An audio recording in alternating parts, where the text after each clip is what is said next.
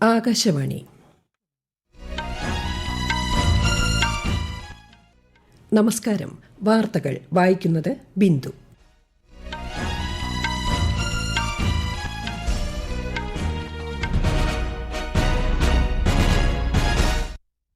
പ്രധാന വാർത്തകൾ. പുകയില ഉൾപ്പെടെയുള്ള ലഹരി ഉപഭോഗത്തിൽ നിന്ന് രാജ്യത്തെ യുവജനങ്ങൾ വിട്ടുനിൽക്കണമെന്ന് ഉപരാഷ്ട്രപതി CP രാധാകൃഷ്ണൻ. രാജസ്ഥാൻ സന്ദർശനത്തിന്റെ ഭാഗമായി ഉപരാഷ്ട്രപതി ജയ്പൂരിലെത്തി. ആദ്യഘട്ട വോട്ടെടുപ്പ് നടന്ന പശ്ചിമബംഗാളിലും അന്നേ ദിനം വോട്ടെടുപ്പ് നടന്ന തമിഴ്നാട്ടിലും ഒരിടത്തും റീപോളിംഗ് ശുപാർശ ചെയ്തിട്ടില്ലെന്ന് കേന്ദ്ര തെരഞ്ഞെടുപ്പ് കമ്മീഷൻ. കേരളത്തിൽ കനത്ത ചൂട് തുടരുന്നു. ഉഷ്ണതരംഗ സാഹചര്യം വിലയിരുത്തുന്നതിനായി മുഖ്യമന്ത്രി പിണറായി വിജയന്റെ അധ്യക്ഷതയിൽ ഓൺലൈനായി ഉന്നതതല യോഗം ചേർന്നു. പശ്ചിമേഷ്യൻ യുദ്ധം അവസാനിപ്പിക്കുന്നത് ലക്ഷ്യമിട്ട് ഇറാൻ US രണ്ടാംഘട്ട സമാധാന ചർച്ചകൾക്ക് വഴി തുറക്കുന്നതായി സൂചന. ഇറാൻ വിദേശകാര്യമന്ത്രി അബ്ബാസ് അരാഗ്ചി ഇസ്ലാമാബാദിൽ. ചൈന ആസ്ഥാനമായുള്ള എണ്ണ ശുദ്ധീകരണശാലയ്ക്കും ഇറാനിയൻ എണ്ണ കൊണ്ടുപോകുന്ന ഷിപ്പിംഗ് കമ്പനികൾക്കും മേൽ സാമ്പത്തിക ഉപരോധം ഏർപ്പെടുത്തി അമേരിക്ക.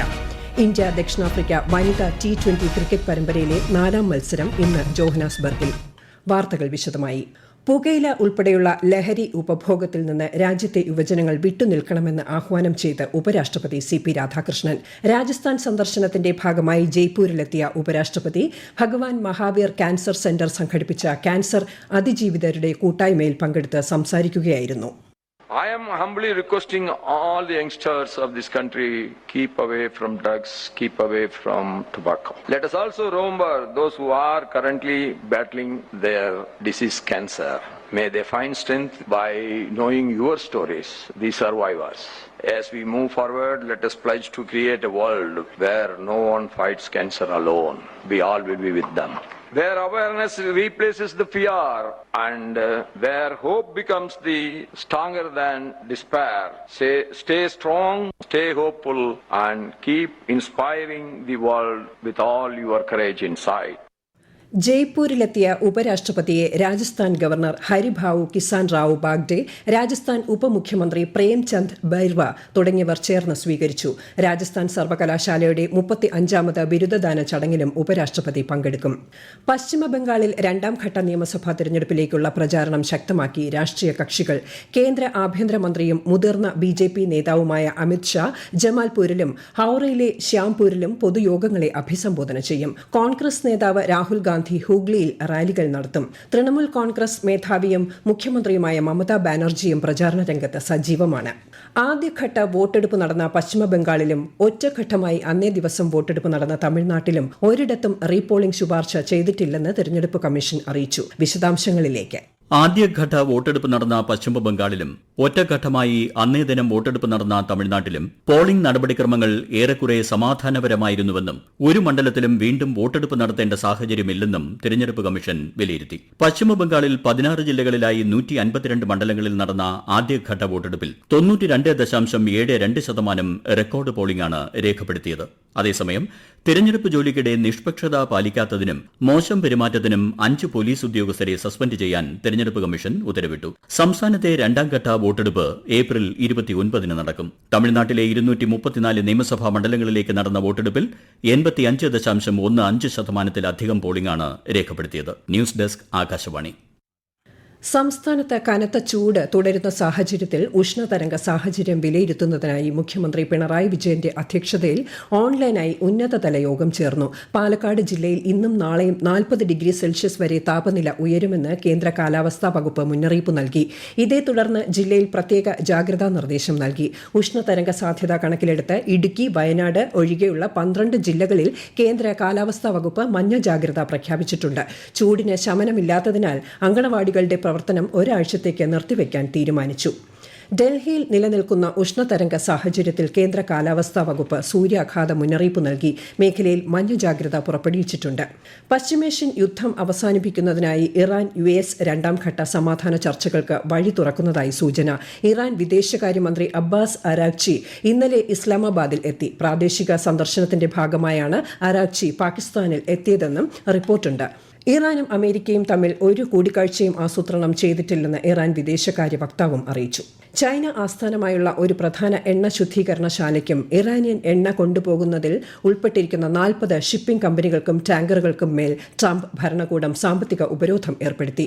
ഇന്നലെയായിരുന്നു ഇതു സംബന്ധിച്ച പ്രഖ്യാപനം. ഇറാന്റെ പ്രധാന വരുമാന സ്രോതസ്സായ എണ്ണ കയറ്റുമതി തടയാനുള്ള US ശ്രമത്തിന്റെ ഭാഗമായാണ് ഈ നടപടികൾ.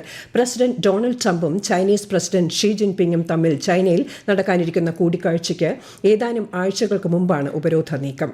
പ്രധാനമന്ത്രി നരേന്ദ്രമോദി ആകാശവാണിയിലൂടെ ജനങ്ങളുമായി ആശയങ്ങൾ പങ്കുവയ്ക്കുന്ന പ്രതിമാസ റേഡിയോ പ്രഭാഷണ പരിപാടി മൻ കി ബാത് നാളെ രാവിലെ 11 മണിക്ക്. പരിപാടിയുടെ 133-ാം പതിപ്പാണിത്.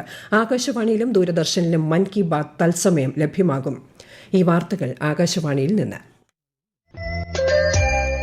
ആകാശവാണി വാർത്തകളും വാർത്താധിഷ്ഠിത പരിപാടികളും all India radio news Thiruvananthapuram YouTube ചാനലിലും all India radio news Thiruvananthapuram Facebook പേജിലും AR News_ തിരുവനന്തപുരം ഇൻസ്റ്റഗ്രാം അക്കൌണ്ടിലും AR News_TVM X ഹാൻഡിലും ലഭ്യമാണ്.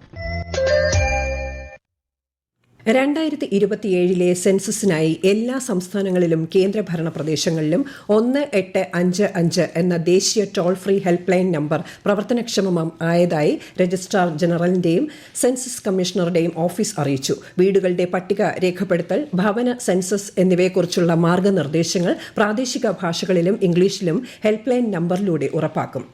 നടപ്പു വർഷത്തെ ഗോതമ്പ് സംഭരണ ലക്ഷ്യം 15% വർദ്ധിപ്പിച്ച് 34.5 ദശലക്ഷം ടണ്ണായി ഉയർത്തിയെന്ന കേന്ദ്ര സർക്കാർ. അപ്രതീക്ഷിത മഴയിൽ വിളകൾ നശിച്ച സാഹചര്യത്തിൽ കർഷകരെ പിന്തുണയ്ക്കാൻ ലക്ഷ്യമിട്ടാണ് തീരുമാനമെന്ന് കേന്ദ്ര ഭക്ഷ്യ സെക്രട്ടറി സഞ്ജീവ് ചോപ്ര അറിയിച്ചു. തൃശൂരിൽ പൂര വിളംബരമായി. നെയ്തിലക്കാവിലമ്മയുടെ തിടമ്പുമേറ്റി ഗജവീരൻ എറണാകുളം ശിവകുമാർ തെക്കേ ഗോപുരനട തുറന്നു. നാളെയാണ് ചരിത്ര പ്രസിദ്ധമായ തൃശൂർ പൂരം. മുണ്ടത്തിക്കോട് വെടിക്കെട്ട് അപകടത്തിന്റെ പശ്ചാത്തലത്തിൽ വെടിക്കെട്ട് പൂർണ്ണമായും ഒഴിവാക്കിയും കുടമാറ്റത്തിന്റെ സമയം വെട്ടിക്കുറച്ചുമാണ് ഇത്തവണത്തെ തൃശൂർ പൂരം നടക്കുക. ഇന്ത്യ ദക്ഷിണാഫ്രിക്ക വനിതാ T20 ക്രിക്കറ്റ് പരമ്പരയിലെ 4ാം മത്സരം ഇന്ന് ജോഹനാസ്ബർഗിൽ നടക്കും. ഇന്ത്യൻ സമയം രാത്രി 9:30 മത്സരം. ആദ്യ 3 മത്സരങ്ങളും വിജയിച്ച ദക്ഷിണാഫ്രിക്ക ഇതിനോടകം പരമ്പര സ്വന്തമാക്കിയിട്ടുണ്ട്. കേരളത്തിലെ പ്രമുഖ ആത്മീയ നേതാവും നാരായണ ഗുരുകുലത്തിന്റെ തലവനുമായ ഗുരു മുനി നാരായണ പ്രസാദ് അന്തരിച്ചു. ഇന്ന് രാവിലെ തിരുവനന്തപുരത്തായിരുന്നു അന്ത്യം. 87 വയസ്സായിരുന്നു. 1968 ശ്രീനാരായണ ഗുരുവിന്റെ ദർശനത്തിനായി സമർപ്പിച്ച ആത്മീയ സമൂഹമായ നാരായണ ഗുരുകുലത്തിൽ ചേർന്ന അദ്ദേഹം 1999 അതിന്റെ തലവനായി. മികച്ച എഴുത്തുകാരനും തത്വചിന്തകനുമായ മുനി നാരായണ പ്രസാദ് ഇന്ത്യൻ തത്വചിന്തയെക്കുറിച്ച് 100-ലധികം പുസ്തകങ്ങൾ രചിച്ചിട്ടുണ്ട്. പത്മശ്രീ, കേരള സാഹിത്യ അക്കാദമി അവാർഡ് എന്നിവ ഉൾപ്പെടെ നിരവധി ബഹുമതികളും അദ്ദേഹത്തിന് ലഭിച്ചിട്ടുണ്ട്. ആകാശവാണിയുടെ 90ാം വാർഷികത്തോടനുബന്ധിച്ച് പ്രസാർ ഭാരതിയും മൈ GOV പോർട്ടലും സംയുക്തമായി സംഘടിപ്പിക്കുന്ന മത്സരങ്ങളിൽ പങ്കെടുക്കുന്നതിന് അപേക്ഷ ക്ഷണിച്ചു. സിഗ്നേച്ചർ ട്യൂൺ തയ്യാറാക്കൽ, ജിംഗിൾ നിർമ്മാണം എന്നീ 2 വ്യത്യസ്ത വിഭാഗങ്ങളിലായാണ് മത്സരങ്ങൾ. വിദേശകാര്യ മന്ത്രാലയ സെക്രട്ടറി സിബി ജോർജ് ഐക്യരാഷ്ട്രസഭ ജനറൽ അസംബ്ലി പ്രസിഡന്റ് അനലീന ബെയർബോക്കുമായി ന്യൂയോർക്കിൽ കൂടിക്കാഴ്ച നടത്തി. സമാധാനവും സുരക്ഷയും, വികസനം, ഭീകരതയ്ക്കെതിരായ ആഗോള പോരാട്ടം എന്നിവയുൾപ്പെടെ വിവിധ വിഷയങ്ങൾ ഇരു നേതാക്കളും ചർച്ച ചെയ്തതായി വിദേശകാര്യ മന്ത്രാലയം സമൂഹമാധ്യമ പോസ്റ്റിലൂടെ അറിയിച്ചു. ഇന്ത്യൻ ജനാധിപത്യത്തിൽ സ്ത്രീകളുടെ പങ്ക് എന്ന വിഷയം ഒഡീഷ നിയമസഭയുടെ ഈ മാസം 30 ചേരുന്ന പ്രത്യേക സമ്മേളനം ചർച്ച ചെയ്യും.